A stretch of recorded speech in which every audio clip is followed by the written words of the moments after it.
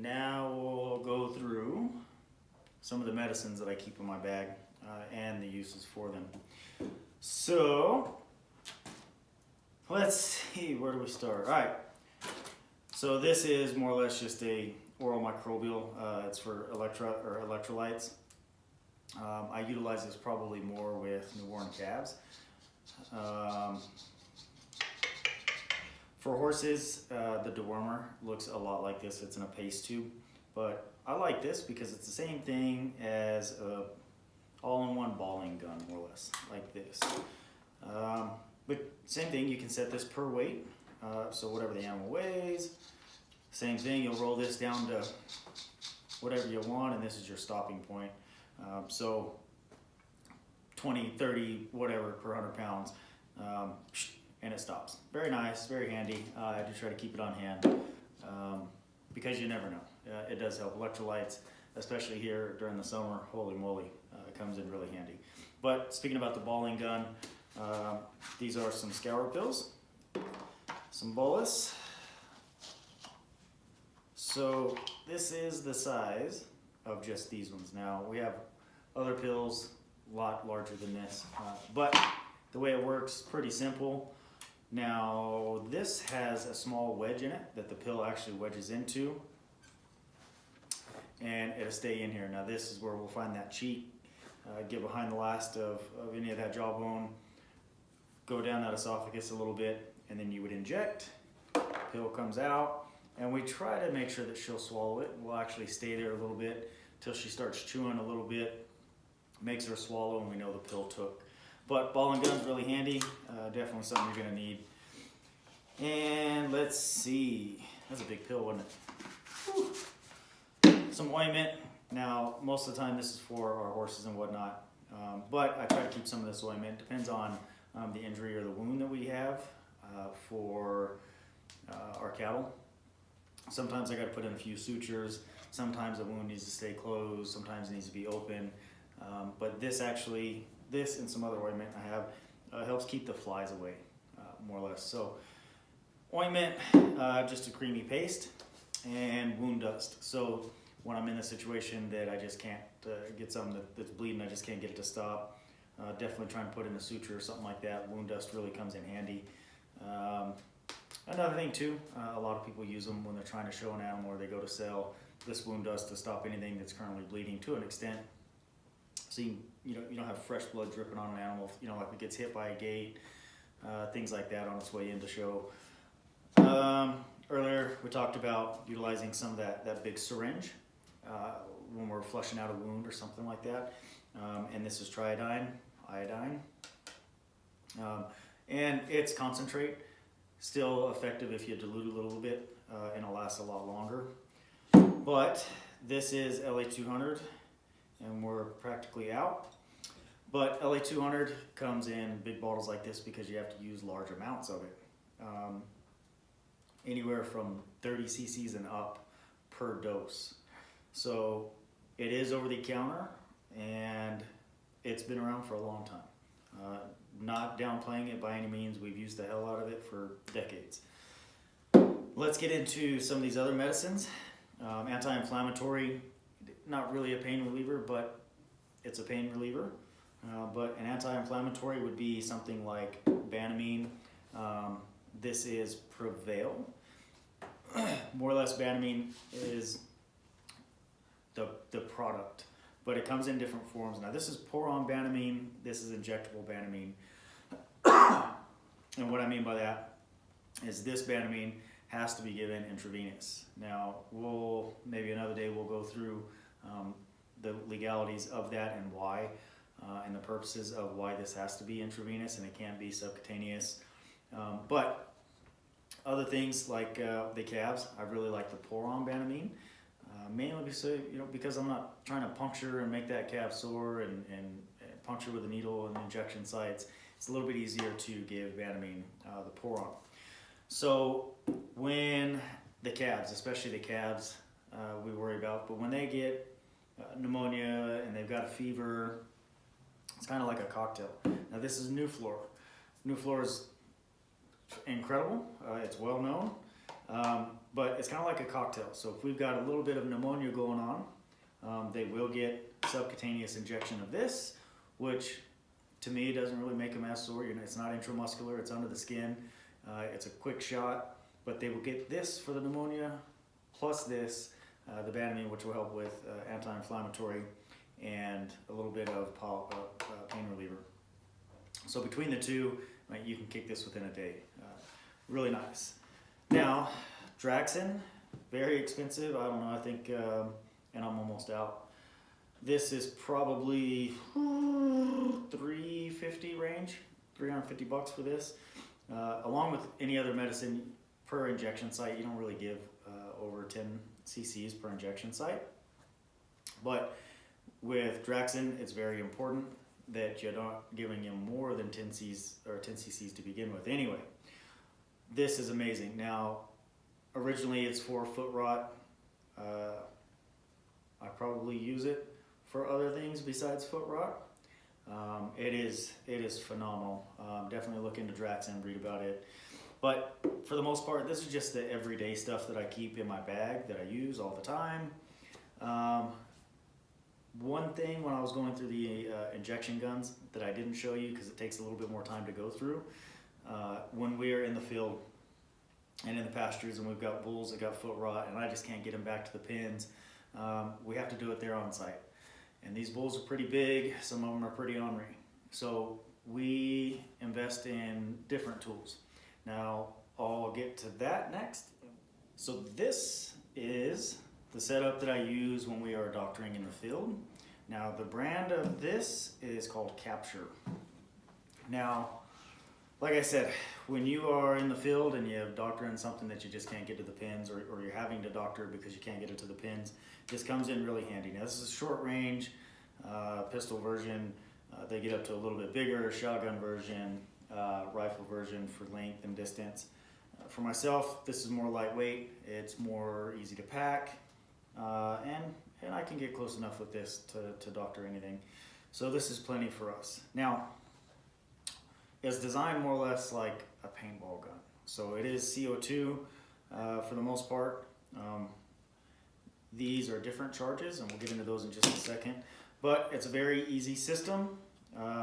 Bolt, release, all the way out.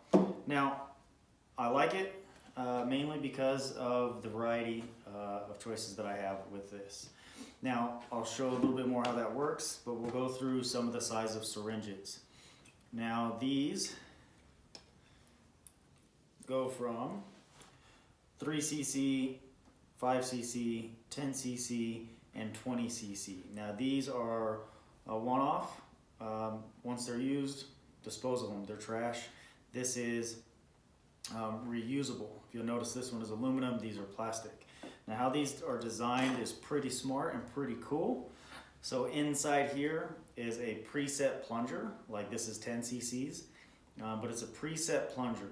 Now, the kinetic energy, more or less, when this is, the dart is launched and it makes impact sight and it stops, this plunger pushes the medicine forward and it stops at this bottom stopper. So the plunger goes forward, injects the medicine, and stops. Now, what you probably can't see, maybe you can, is a little bit of a nub here right before the point of the needle. Now, these are safety caps for 1, 2, it's a sterile cap, but there's a little bit of nub on this, and it's probably about 3/4 of an inch in on the needle. Now, the purpose of that is when it penetrates the hide and the skin, that little bit of a nub kind of lets it stay there to let the medicine dissipate properly. All they really got to do is rub against something or take off running, and eventually this will just fall out. And then you can find it on the ground by the bright colors and get rid of it. But like I said, 3, 5, and 10, these are probably the main ones that I use depending on what medicine.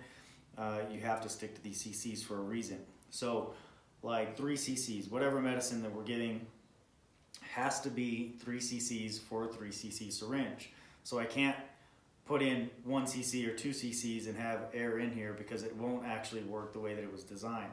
So if it's 3 cc's that you're giving, you got to use a 3 cc dart. Let's say that we're given, 10 cc's. So I couldn't put 10 cc's in this 20 cc vial. We would actually I'm sorry, I got my darts mixed up, but this is the 21. But if we were giving 10, we would either use 2 5s or 1 10. I wouldn't just put 5 in this 10 and leave space, because it wouldn't work the way that it's designed. Very smart system way that these darts work. But I will show real quick and real easy. With the safety tip on, put the needle in. Very smart on the bolt. There's a little bit of a dial on the back end of that dart that aligns. So you put the bolt in, lock it over, and then the charging handle. Now the charging handle is pretty cool. It has different strengths, so it has 3 settings. So we're going to disarm this real fast. Push this all the way through. And we will show what it looks like to charge this. So you may hear it on the camera, you may not, but there's going to actually be 3 clicks. Probably didn't hear those. We'll discharge it, it's empty. Now, one more time.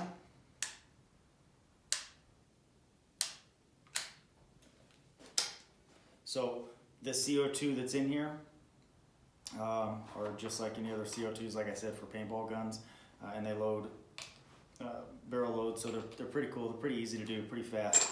But normally we put a fresh one in. These are inexpensive, and if you don't use it within a week or 2 weeks, we just put a fresh one in anyways. But very nice, very handy. Really a big fan, especially out in the field. Now, when you get up to 20 cc's, we don't use the CO2s. This is a lot heavier. Like I said, it's aluminum, not the plastic. It's a lot heavier to move. Bigger projectile, more grain when you think about reloading. But these are charging caps, designed more or less like a ram gun with a 22 size charge. Now you can get different strengths of charge, and this gun is also designed to handle the charges. So that's really why I like the versatility in these. Now these, what I have here, these are the loading needles, how we actually load these syringes. So you will put this, let's say like these are the 5 cc's, we would actually get a 5 cc syringe, put the loading needle on it, withdraw the medicine, take the safety cap off, put this in, and fill up 5 cc's here, put the safety cap back on. The loading needles are reusable. We definitely take big pride in the way that we clean these and make sure that they're sterile before we even go out into the field. So with the reusables, the design is exactly the same. It still has a plunger in here, which will push the medicine forward, but there is O-rings and gaskets and plungers that you can buy replacement parts for. And eventually they do wear and tear, but this is the setup that I use in the field, and I'm a big fan. Next, let's talk about some of the calf pulling equipment. Not a lot right now in front of you, but first thing is Hubbles. Now, if the situation is to where I can actually get that mom into the pins and get her into one of our calving chutes, she still might be a little bit one of those ornery girls. I'm not a big fan of having to use Hubbles. It creates a little bit more stress on her, but sometimes if they just won't stop kicking, Hubbles come in handy. So I do keep a pair of those with me. But for the most part, the calving equipment is very easy. Chains. So these are calf pulling chains. And there's different lengths, if you'll notice. This one's a little bit longer. This one's shorter. Depends on if you're doing, single, double. But a really easy way to explain this without getting too in depth. Calves come out with hooves and face first. So to be anything else, if you can alternate a shoulder as they're pulling through, sorry, this shoulder sucks. So if you can alternate shoulders as it's coming through the birthing canal, a lot smoother and the way it's supposed to be done. So to do that, more or less, let's do an easy version. So the way that you pull on that calf means everything. So most of the time you're seeing with your hands. So when you penetrate her to actually find those hooves on that calf, you're going to go over that hoof. And the way that this chain is positioned, very much so means a lot. So the way that my wrist right now is bent down is the same thing that we would do inside there. We want the top of this chain to go over the top of that hoof, just like this. And that's the pulling motion. So you're actually penetrating, trying to put this one on, and then you can do the same thing with this side. Now, once those are on in position in the right way, this is what you see and what is out. Now, these are your pulling chains. So you would adjust to wherever you want. One handle here, one handle here. Now, just say when we're pulling and she's actually starting to push, we like to be offset a little bit so you can actually pull one shoulder and the other like we talked about until we actually get those front shoulders past. And a lot of the times you're going to be pulling with just one or both of them even. That's a whole nother video and a lot of knowledge when we get into calf pulling, but this is a large calf puller, so it really helps out with the leverage when you have one that's really stuck, and especially one man. But the way it's designed is the same thing. These pulling handles, these have hooks and they're designed just the same. So let's see if we can get this where you can see it. So you can see one side of your loop chain will go here, the other side will go here. So when you crank here, this one goes up. When you pull here, this one goes up. And it's the same concept, like we said, pulling on one at a time. The way that this is designed is leverage. So this being butted up against her rear, when you do have pressure, you can actually pry down and it pulls. When you need to tighten up the chains again, you crank it just like come along. Like I said, that'd be in a whole nother video, and there's probably gonna be a lot of behind the scenes with that this year. I'll definitely try to show, there's always a couple that we have to pull, so I'll try to show as much footage as I can to get some of that for you. Earlier when we were talking about some of the other things in my vet bag, I mentioned about like the iodine, cleaning up a wound, especially when we got a suture. Here's some hemostats that we just try to keep in the bag. These are razors, surgical razors. Now this is just an older handle that we keep and I use with replaceable blades that are sterile. In the heat of the moment, when we just have to lance something, we try to just keep new razor blades in a small fold up like this so you can lance something. It's all about trying to keep it minimal but still have what you need without adding too much weight. We've got stacks and stacks of everything that we need, especially when it comes to sutures. But as you do more suturing, you'll know that the different size needles really matter depending on what wound you're doctoring. But so for the most part, I think we've gone through a lot of the things that are in my bag. If we missed anything, I don't know what it would be other than a few small parts. But this is the majority of the vet bag.